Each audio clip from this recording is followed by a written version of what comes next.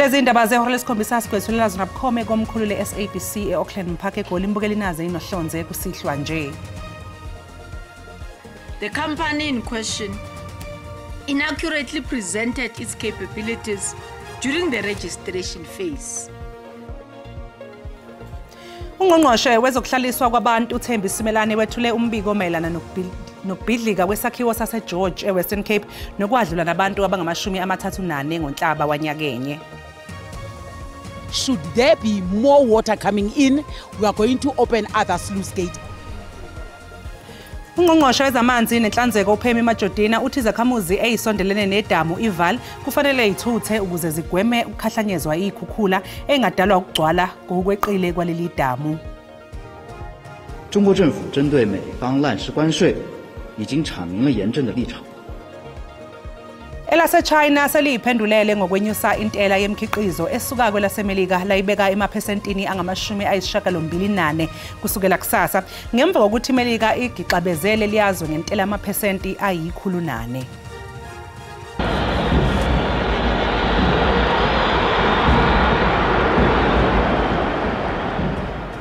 Njengamanje i-Orlando Pirates igadulisana ne-MCLJ yase-Algeria emdlalweni womlenze wesibili wesigaba sama-quarter final omqhudelwano i-CAF Champions League e-Orlando Stadium.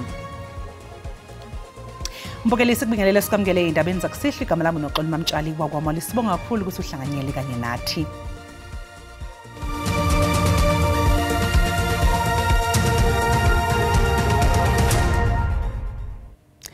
Zingase zibhekane namacala obugebengu izisebenzi ezinhlanu ezimisiwe zomkhandlu kazwelonke obhekele ezokwakha mayelana nokubhidlika kwesakhiwo saseGeorge ngoNhlaba nyakenye. Ungqongqoshe wezokuhlaliswa kwabantu uThembi Simelane uthi umbiko wokugcina ngalenhlekelele eyadlula nempilo yezisebenzi ezingama-34 usudluliselwe ezikhulwini ezifanele ukuze kutholakale ukuthi ngubani okufanele athweswe icala ngalesi sibhicongo. Inziwa malungana nokubhidlika kwesakhiwo eGeorge esifundazweni iWestern Cape luthole ukuthi kunoxhaxha lwemigomo eyephulwa ekwakhiweni kwaso lesakhiwo.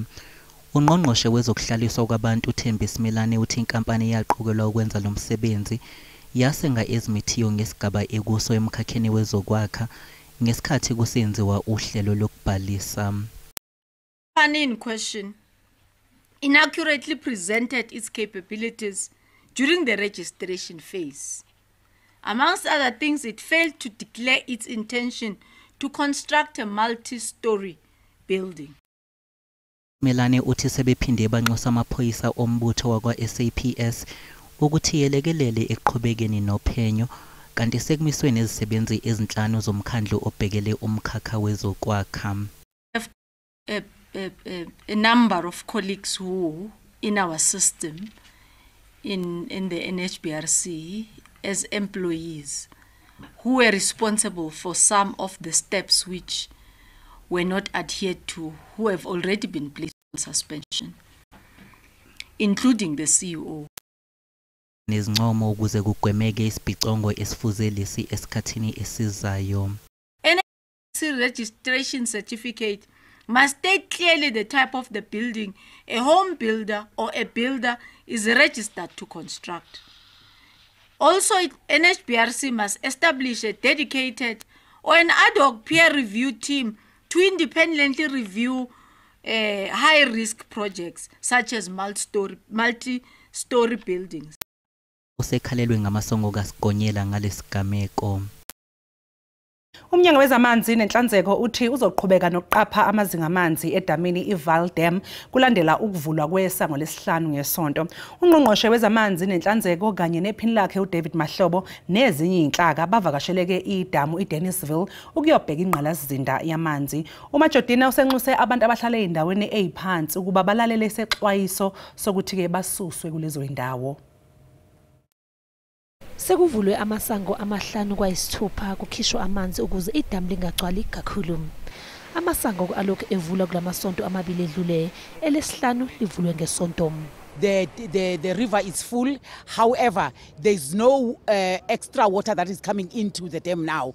But should there be more water coming in, we are going to open other sluice gate. uMajodina-ke uxwayise umphakathi ukuba usuke ezindaweni ezigcwala kakhulu. Most of the people, they've encroached the flood line where they are not supposed to build their properties. And we want to urge them even now to say they must move away from the flood line, because should they be affected by the water, we're not going to be responsible for the loss of their properties. Kusenjalo, izikhulu ze-Rand Water zithi kufanele kuxwayiswe umphakathi ngamanzi aqhamuka kweminye imifula.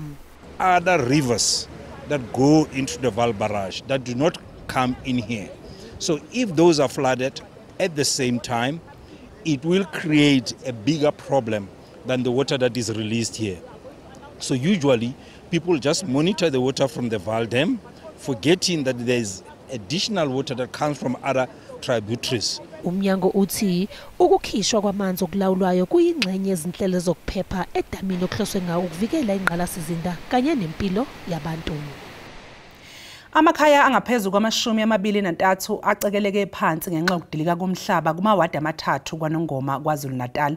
Izakhamuzi eNew Life, eKenana kanye naseSikhawini zithi seyihlalelo ovalweni futhi ikhathazekile ngamakhaya azo angadilika noma inini ngenxa yemfanto. Sekusizi lotho futhi sohlala ezihlahleni ngoba phela sekayikho imali akukholutho ngoba sibhidlikelwa indawo ehleki nje ubuhlungu.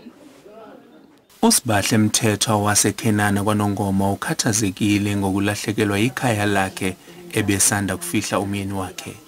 Lo wesifazane oneminyaka engu-62 onokukhubazeka uhlala nezingane zakhe kanye nabazukulu kati uthi wasebenzisa imali abebeyoyilondoloza ukuze kwakhiwe lo muzi. Uthi ikhaya lakhe lidilike kubhidlika udaka muva nje. Ngiphelwe ikhadi ngizama kanzima Nkosi yami. Kubuhlungu ngifikisela insisi. Eminye imindeni eminingi ikhala ngokuthi imvula yakamuva yenze isimo sasibi kakhulu. Kunesitini esifanele thisiwe masike sawa vele izowa leli kamera ngapha eceleni elincane. Nalenenye ke esilala kuyo kwamakamera onke nawo adabukile. Duze nalendawo isesikhaleni lapho kukhona umndeni wakwaDlamini nawo okhahlamezekile. Bengakhumuzi nje bengithi ngiqedile ukwakha. So ufe wonke. Ngikwazi ukuphuma ngikhipha impahla nezingane kuphela. Ithimba lezindaba ze-SABC likhulume noNgoti owazi ngezemvelo. What really needs to be done there is a proper geological survey. Someone needs to get out, they need to assess the ground conditions, they need to do some soil stability. So you get an auger and you'll take some soil samples, we'll test it. Londi Khatebe, SABC News, Nongoma. Umengameli wezwe uCyril Ramaphosa uhlonze ukuthi uqiniswa kwezimiso zobulungiswa kufanele kubonakale ngokugqamile empini yokuqedwa kodlame oloyamene nobulili. Umengameli Ramaphosa wethule inkulumo yokuvulwa kwengqungquthela yamajaji abesifazane emhlabeni jikelele ebanjelwe enkabeni yedolobha eKapa. Umengameli Ramaphosa ugcizelele ngephuzu lokubaluleka kokugxiliswa kwezobulungiswa.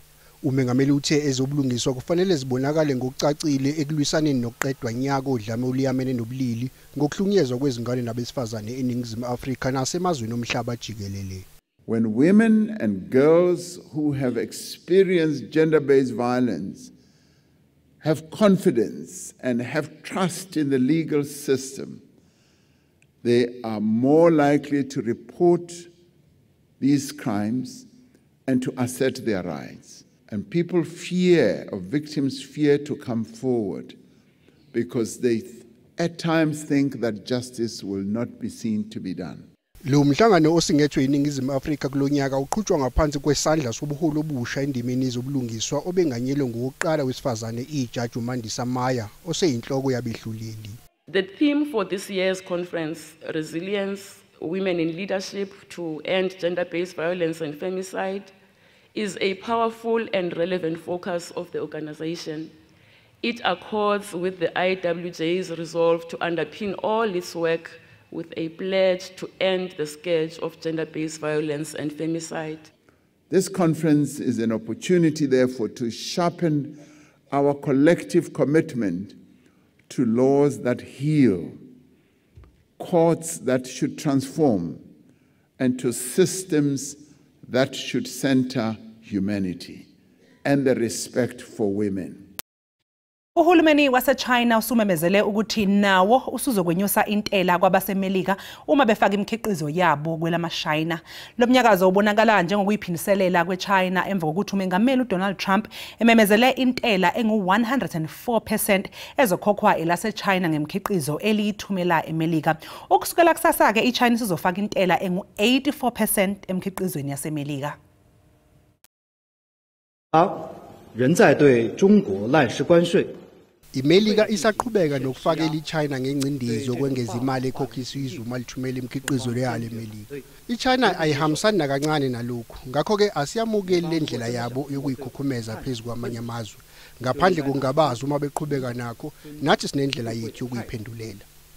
如果美方置两国和国际社会的利益 Lesi statement senkulumo sikhombisa ukuthi usukile kumbango phakathi kweChina neMelika ngempi yentela ekhokhiswa izwe uma lithumela imikhiqizo yalo kwelinye. Uhulumeni waseMelika useqalile ukusebenza ngentela yakamuva yengeziwe kwelamaShayina engu-104% ngemikhiqizo yawo ethunyelwe eMelika. 中国政府针对美方滥施关税已经阐明。 Uhulumeni waseChina uyazazi ukuthi ube kuphi ngokubhekana nokuxhashazwa abaseMelika ngolwentela ekhokhiswa amazwe ngemikhiqizo ethunyelwe eMelika. Abakwenzayo akuhambisani nomthetho we-World Trade Organization. 严重违反了世界贸易组织的规则。 iChina isithathe isinqumo sokuthi izonciphisa nezinga lemikhiqizo yayo elingatholakali kalula eliyithumela eMelika. Phakathi kweminye yayo kule mikhiqizo kubalwa kuyo isamarium kanye neterbium ongeminye kuleyo edingwa kakhulu elaseMelika. Sikubikelela siphinde sikwamukele mbukeli mangabe usanda kungena odabeni oluphambili besibike ukuthi Ungqongqoshe wezokuhlaliswa kwabantu uThembi Simelane wethule umbiko omelana nokubhidlika kwesakhiwo saseGeorge eWestern Cape nokwadlula nabantu abangama-34 ngoNhlaba wanyakenye. Khumbula ke mbukeli ukuthi lezi ndaba zikhona ku-YouTube na ku-SABC Plus ungena kuze uyicinga amagama athi SABC izindaba na kanjani uzoyithola. Amaphoyisa aseNanda enyakatho yeTheku athi akhathazekile ngezigameko zokubulawa kwawo ebulawa amaqembu eGilamkhuba. Lokho kulandela ukudutshulwa kubulawe elinye iphoyisa kuleyandawo. Ngaphandle kwalesitolo iphoyisa ngesikhathi elihlaselwa abantu abahlanu bebehlomile lidutshulwe amahlandla amaningi libanjwa inkunzi. Likwazile naliphoyisa ukuphindiselela kwalimala umsolwa oyedwa.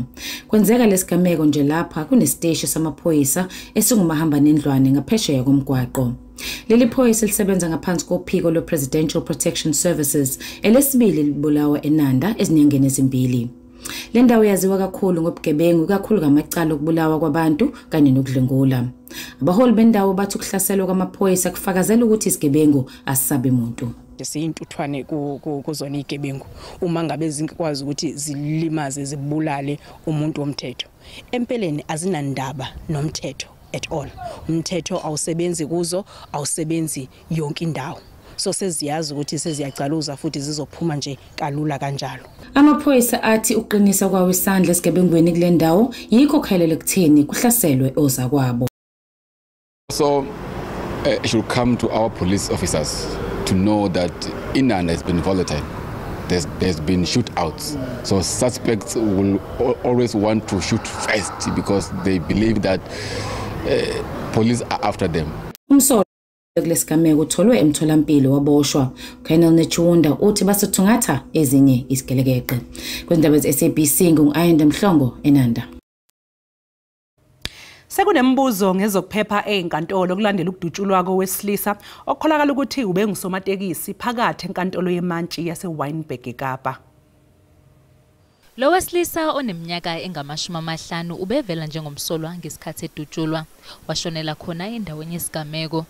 Umnyango wezobulungiswa uthi lesi sigameko sibukela phansi ezokuphepha nobuqotho bezobulungiswa. The minister says such incidents have a potential to deter witnesses from assisting the state in prosecuting cases successfully. The South African Police Service is currently handling the investigation into how this incident occurred, and all necessary steps are being taken to address the situation. Usihlalo wekomiti elibhekelele ezobulungiswa uzwakalise ukushaqeka ngalesi gameko. It is shocking that a person can be murdered inside a courtroom. We are going to take time and visit the court and see the security features that are there, and then take a decision on what preventative steps that need to be taken, ensuring that the public, the judicial officers, and all the court parties are safe inside our courtrooms. It is very shocking and unprecedented. Amaphoyisa asathungatha umsolwa osagcwele izinkalo. Gcine ephume ngebheyili owesilisa oneminyaka engamashumi nomuvo ngokudabuka eDemocratic Republic of Congo. Lona owesilisa wakhalelwa amasengo kaSigonyela ngoNhlolanja nonyaka njengoba eyamaniswa nesigameko esaba undaba mlonyene einkundleni zokuxhumana kubonakala abesilisa bexhashazwa benqunu futhi bephoqwa ukuthi bayibandakanye nezinto ezithinta ucansi. Useyoze ke avele enkantolo ngenyanga ezayo. Iyendlalela isinqumo inkosi yenkantolo ithi abukho ubufakazi obuhlinzekwe umbuso ukuthi uma engadedelwa umsolwa uzothinya uzame ngibeletheni ebalekela ingalo yomthetho. Before this court there is no evidence to indicate that this permit will not be extended. Therefore at this point in time the accused is legal in the country. Umehlulela uthi umbuso ushaya eceleni uma ngabe uthi umsolwa uzophuma abenze isilo sengubo ofakazi kuleli icala. The investigating officer states that he does not know the witnesses nor does he know their addresses, so that is highly unlikely. Ngemva kokwenza izethulo zayo inkosi yenkantolo ibisikhipha isinqumo esiwujuqu ebesilindwe ngabomvu amehlo lawa. It is my view that the accused managed to prove on a balance of probability that is in the interest of justice that he be released on bail. Therefore, the accused will be granted bail with conditions. Abameli bomsolwa bafonqa isigqoko enkosini yenkantolo becela ukuthi akadedelwe ngoba ingane ibhuqwabhuqwa ubupha njengoba uyise seyiphaqeni nje kanti nalapho befihle khona ikhanda sebehlalela uvalweni lokuthi bangase bakhonjwe abeza ngayo kwazise kade bagcina ukukhokha. Angithi lokhokhayo ulale baliwe usuku nosuku. Igama lami nguCalvin wakwaDludla eindabeni zeSABC ngibika ngisePitoli. Inkantolo ephakeme yase-Western Cape ehleli eSaldanha Bay kulindeleke ukuthi isiphothule kusasa isicelo sabasolwa ababili abakhala ngokuthi bashaywa ngesihluku ukuze bavume icala lokuthunjwa kwentombazanyana uJoshlin Smith. Van Ryn uadvocate Nobahle Mkabayi ubanga ngelithi lowo ammeleyo wayengayazi nayaziyo mhla enyenzelwa ukwenza ingxelo evuma ityala kuba wangcungcuthekiswa ubusuku bonke ngamapolisa. Were you advised that this person you are about to take a statement from was tortured the whole night, and the district surgeon confirmed that indeed he had injuries? My lord, I was not informed that he was taken to a district surgeon. Maar dat het wel procedure is dat. But those are procedures. Umkabayi woleke ngelithi ukuvela kwabatyholwa kokuqala enkundleni kwalityaziswa ngamapolisa kuba ayengafuni umantyi abone izivubeko zonkulwa kwabo. Ujaji Nathan Erasmus nengqina elisemkhumbini uCaptain Philip Sikoyi bavumelene ngelithi akukho into igwenxa eyenziwayo kuba zazingagqithanga iiyure ezingama-48 ekufuneka umntu avele ngazo enkundleni emva kokubanjwa kwakhe kwaye abatyholwa babengekabekwa amatyala ngelo thuba. Ukuxinwa ngemibuzo kukaSikoyi kulindeleke ukuba kuqukunjelwe ngoLwesine nanjengoko elingqina lokugqibela kwityala eliphakathi kwelinye. NgoLwesihlanu inkundla kulindeleke iphulaphule ingxoxo zamagqwetha phambi kokuwiswa kwesigwebo emva kwemini malunga nokuba ezingxelo zivuma ityala zingasetyenziswa njengobungqina kusini na kwityala lokuduka kukaJoshlin. Kwindaba zeSABC ndingusiphiwe Hobasi eSaldanha Bay. Ngikubingela umbukelo emakhaya ngiphinde ngikwamukele kwesimo sezulu sanamhlanje kusihlwa ake sibhekisime kanjani kuzoqaphela kanje imbukelo zikhona ke leza imvula ezinamandla ethana ukuthi nje iqinise khona kwisifundazwe Eastern Cape kanti ke sisekulindele nje ukukhemezela kwezulu kakhulukazi ngempela khona lapha nakwele kaMthaniya zikhona ke futhi leza imvula ethana ukuthi nje iqinise ngamandla kakhulukazi ngempela khona kwisifundazwe impumalanga kuyana kanjalo eLimpopo kanti lithana ukuthi nje liboze ngamafuku kakhulukazi izulu khona ke lapha eBloemfontein kanti kusasa isimo sezulu sime kanje sekhona ke leza imvula ezingatheni ethana ukuthi nje iqinise khona ke lapha ke koMthatha ko Eastern Cape kanti ngaphinde futhi silindele ke le yankungu ekhasa phansi khona lapha kwesifundazwe kwaZulu Natal kanti ke isixwayiso sethu ke siphuma laphana kwa South African Weather Service simi kanje uzoqaphela ke nje mbukeli khona ke lokuduma obunobungozi obuthanda ukuthi nje buqinise ikhona laphana kwesifundazwe kaZulu Natal kuyana kanjalo eMpumalanga phela futhi belindele ke nakhona lokuduma obunobungozi kakhulukazi ngempela khona laphana kwesifundazwe eLimpopo kanti ke amazinga okushisa kusihlwa ame kanje uzoqaphela ke nje mbukeli lithanda ukuthi nje libandeke kakhulukazi phela laphana koKapa lodumo